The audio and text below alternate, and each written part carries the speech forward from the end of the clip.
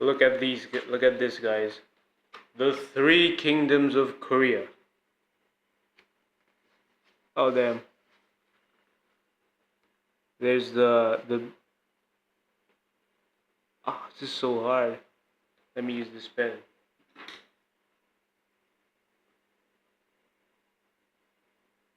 The biggest one, Goguryeo.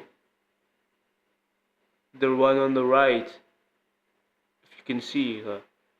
This tiny one, Silla, and this other one, Big J, and this one's just a load of poop. Basically, it's just small kingdoms.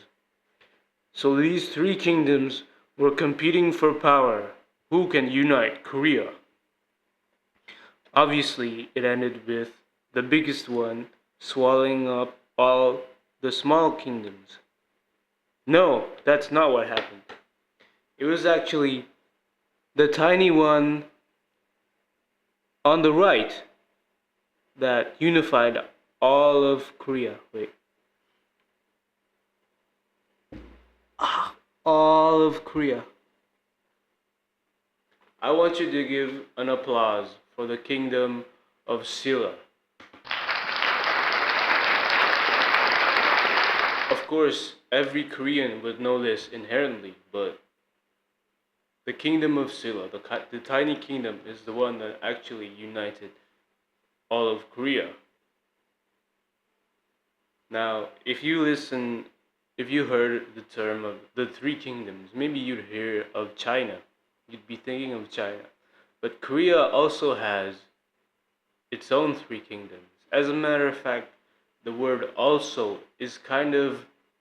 um, is kind of a diminutive because Korea is very distinct, and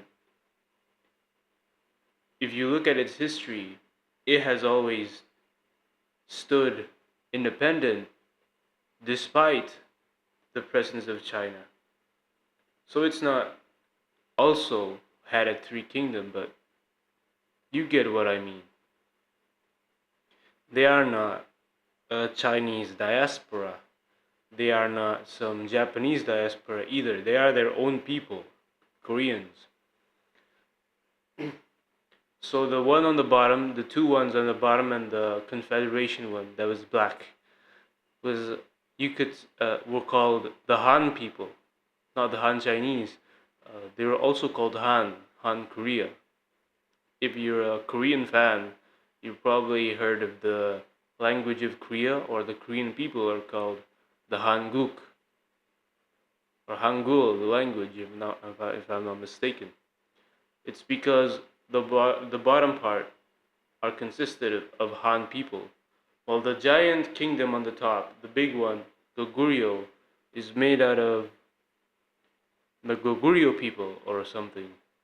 Basically, they come from Manchuria, kind of like Mongolians. They are of the same kin.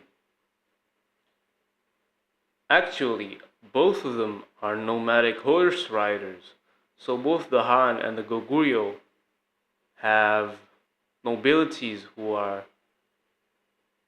were riding on horses and shooting arrows. And both of them had similar clothes that are actually more reminiscent of Manchurians or the steppe people, the nomadic people, than Chinese. They looked more like the steppe people than the Chinese. Through time, of course, this changed and they were kind of pulled into the orbit of the Chinese culture.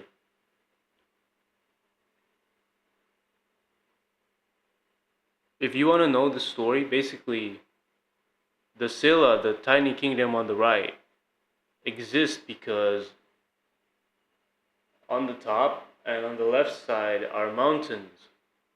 So it's not that easy to just trample them. Which means the kingdom on the left, the small one, and the kingdom on the top were more often at war. And the funny thing is, it was because of the Mongols.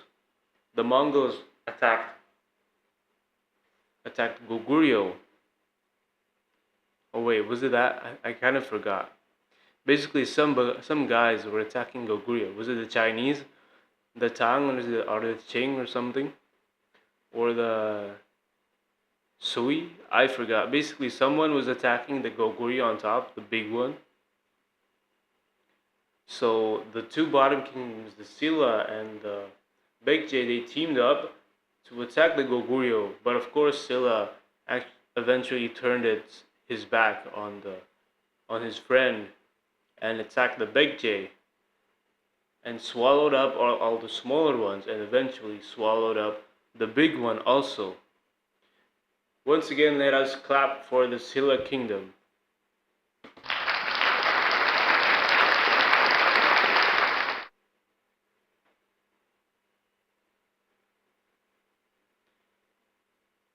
The three kingdoms of Korea.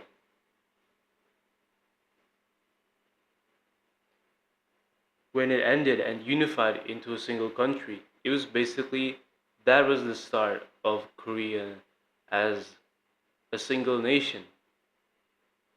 That was the part where, of course, Koreans all had existed far back, but Korea as a nation had existed since then, which was probably around the 1100s, a little more than that, maybe the 1200s, if I'm not mistaken. So they've been Koreans and as a nation for a very, very long time.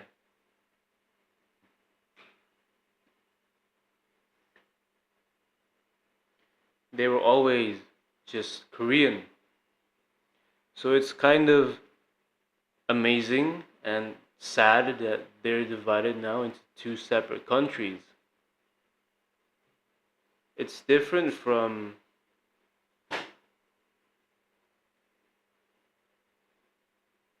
the Germans because Germany is, they were separated into East and West, but they were always just a bunch of kingdoms cobbled together. So they kind of didn't have as much of national unity. But the Koreans, they've been united for so long. And the fun fact is, you've probably seen that picture. The Goguryeo kingdom was actually way more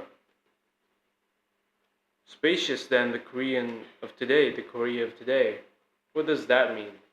If you look at it, they actually reach out to Manchuria or China in today. See?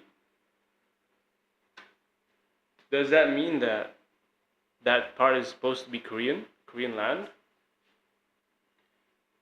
So if you consider Goguryeo a Korean kingdom, then you would be saying that that part is actually supposed to be part of Korea.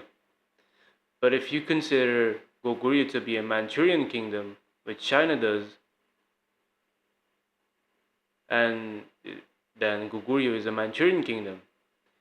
So China saying that it basically means that Goguryeo, Manchuria until almost all of North Korea is actually Chinese land. So China is saying that all that land is actually Chinese, which China also loves to do with many parts of the world. Oh, this part is Chinese, which is probably a horrific thing to hear if you're Korean. So what do you think? Do you think North Korea is Chinese or Korean?